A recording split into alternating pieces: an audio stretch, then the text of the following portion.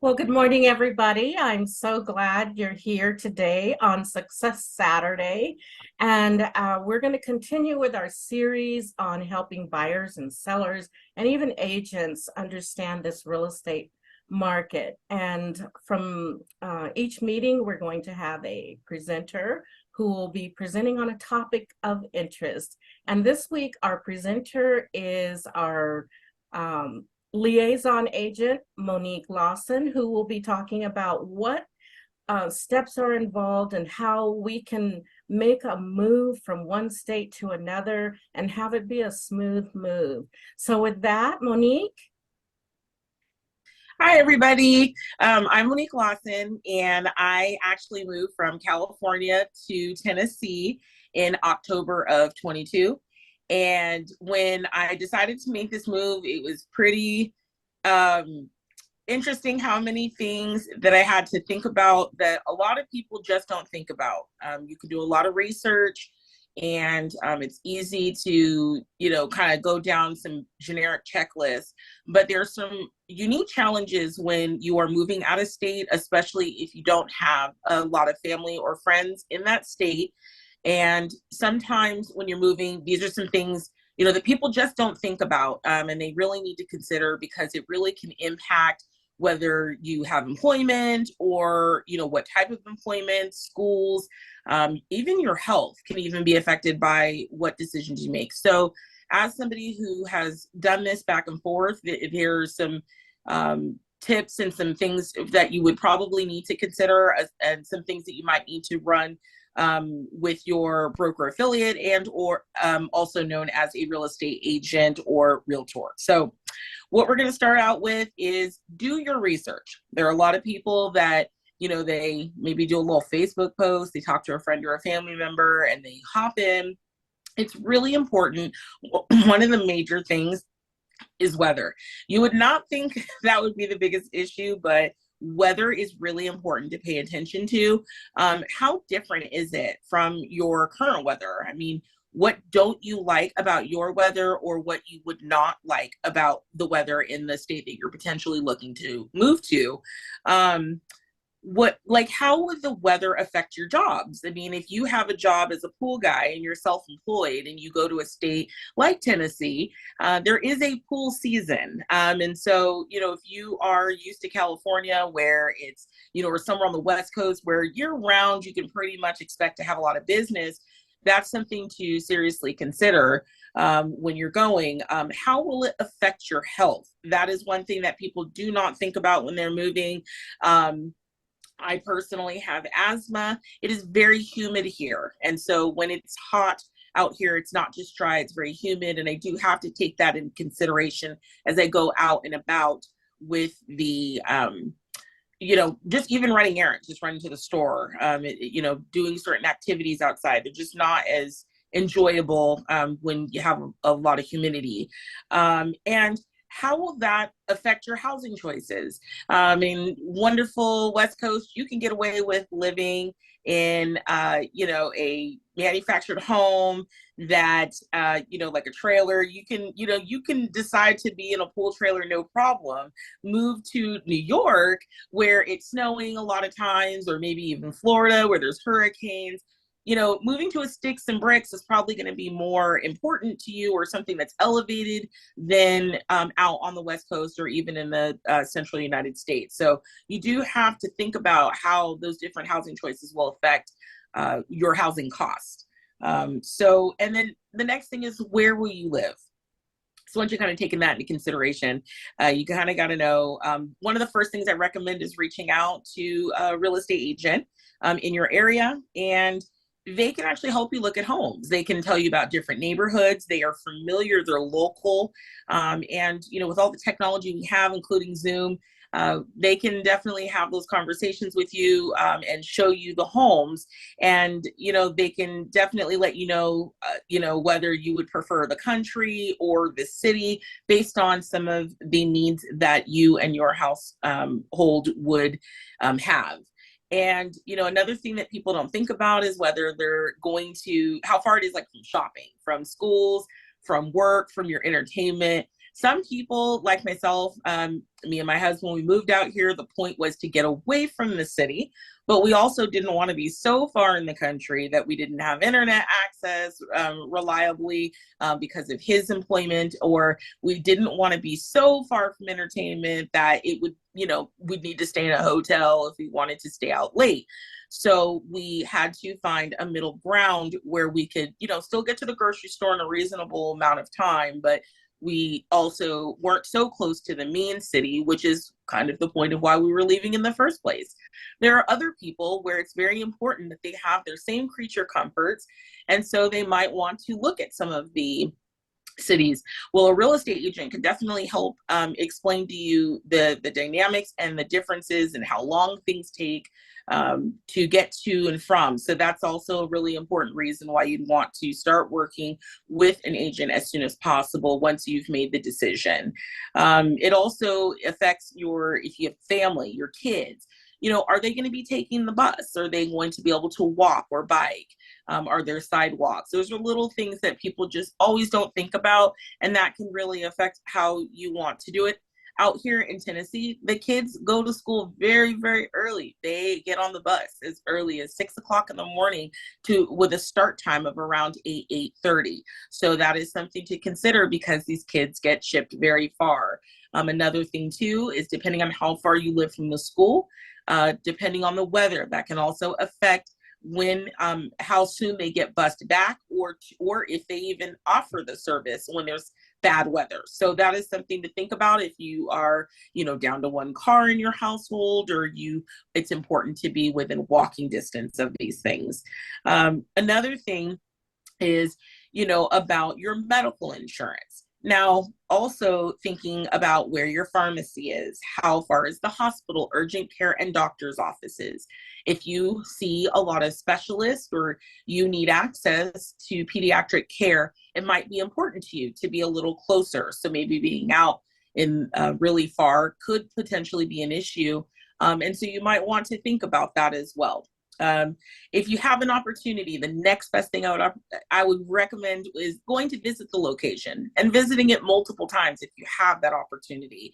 You want to be able to drive around. No matter what we're doing online, it's really difficult to really get the feel for it until you're actually there. So I would recommend visiting, and if you can, during multiple seasons. And if you do plan to buy a home, to have once you're there, and like you just want to just move right on in, you would definitely want to spend at least 1 or 2 weekends going out and actually being ready to put an offer in by driving around. If you find something you like, you want to be able to put that offer in. I actually have some friends who live about 45 minutes from us. When we all lived in California, they flew out to Tennessee on several occasions, and each time we're looking for a home and we're able to actually see their home, put an offer in, and so they knew what to expect when they actually got their offer accepted and moved in and moved across the country. Now, I'm not saying that's the only way to do it. Some people, you have to do it sight unseen. You can't see every house on the MLS. So what you can do is you can also do it sight unseen, but we can always get friends, family, and we can always do a video walkthrough. Those are some options we've really come up. Even some of the listings themselves have created those videos. So it's not completely you're blind when you're moving in, but it is another option for you if going back and forth is not feasible for you. The next best thing to do once you've done that is to set a date and make a timeline. Make a timeline. You will start to get very overwhelmed, and make that timeline based on whatever markers you need. For example, I was starting a job on a specific date, and so I had to be out of here by that date. So I worked my timeline backwards. How long would it take me to get there? Which meant I had to be done packing by a certain date. My items needed to be in my pod by a certain date. So once I started figuring out what that timeline would look like, that is when I started to do more research about my pods, I had made the decision to go with pods, which are a wonderful way to move. It is way stress-free. They drop the pod off, you load at your own pace, and then they come and pick it up and transport it for you or store it if you don't have housing. Another thing to do is to get movers. Or you can choose to move it yourself. But whatever way you decide to go, you want to make sure that you adequately research and make sure that you are able to secure dates and times and understand that those dates and times can kind of have some flexibility to them. So just be aware that your stuff might not get there right on a specific date due to weather of going across the country. Definitely one thing to think of too is raised air beds. When you're moving around and you're having to pack things up, those air beds actually make great temporary beds. So even at your current place, you can get one, load up your bed, pack it away, get to your new place and unload, because the last thing you need to do is be unpacking or packing up your house and not have a comfortable place to lay your head. And they also come in handy when you have family visiting or you choose to go back and visit family, because it will happen. And plan your travel. So once you've gotten everything packed up, you're ready to go, make sure that you have booked all of your hotels and you know exactly where you're going to stop. You let family and friends know where you're going, where you're heading. I learned the first day very well that had I not stopped at our first pit stop and decided to book 4 hours ahead to our destination, we would have came into a city where every hotel would have been booked. We actually booked the last room in that city, in that particular hotel. So it's really important that you book hotels and not try we'll just drive through until we feel like it. You might actually find that there's not a room available for you. You definitely want to have somebody track you or have people know your whereabouts or track your items. A lot of the stress that comes from these transitions going back and forth everywhere is not knowing where your things are, and it is a safety. Not only me and my son drove, he was being tracked and I was being tracked. So if we were to be separated or something were to happen, we each knew where we were and we had other people who knew where we were. So if there was an emergency and we didn't make it to our destination, there were people that could trace our steps back without having to reach us directly if there was a problem.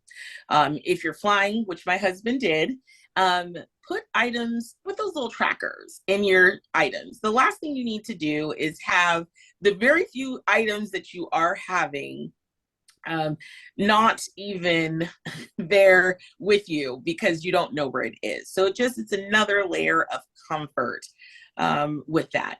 Now, speaking of things, I'm going to strongly recommend that you purge. You purge. Everybody who has done a cross-country move has definitely said, I wish I packed less. And I am definitely one of those people. And we dumped out a lot of stuff. You definitely can. It becomes really difficult sometimes if you have a lot of different things and they're jumbled. It's more expensive and it can just be more stressful to have to keep track of as you're going moving across the country. So it's just best if you purge and get down to the bare minimums and memorabilia type of things that are not replaceable. Everything is replaceable in your new destination. The other thing too is make sure that important papers and documents, passports, birth certificates, social security cards, medications, jewelry, things like that, electronics, those items should be on you at all times. Like those should not be something that you're putting in your pod, trusting with the movers. I've heard the horror stories with things breaking and things getting stolen. Just don't put yourself in that position. You don't want to be in a different state now trying to obtain new birth certificates or social security cards when you're not even familiar with the layout of the land, or having to mail things back and it takes time and now you can't maybe register kids for school or get to a doctor's appointment. So also another thing too is making sure that you're up to date with your prescriptions. One thing that we found we were smart about, we had 90-day prescriptions. By the time my husband's insurance kicked in the new state, because a lot of times those coverages are not the same when you move to a new state. So a lot of times you have to write out the end of the month, get to the following month, you it takes time. And then you have to, now you have the new insurance. Now you got to call a doctor. It might take a while. It took us about 5 months before we were able to see a primary care physician. And so luckily we had 90-day supplies. And our previous doctors were able to as a courtesy, refill our prescriptions in between. Having that gap did allow us the opportunity to have less interruptions with our medication.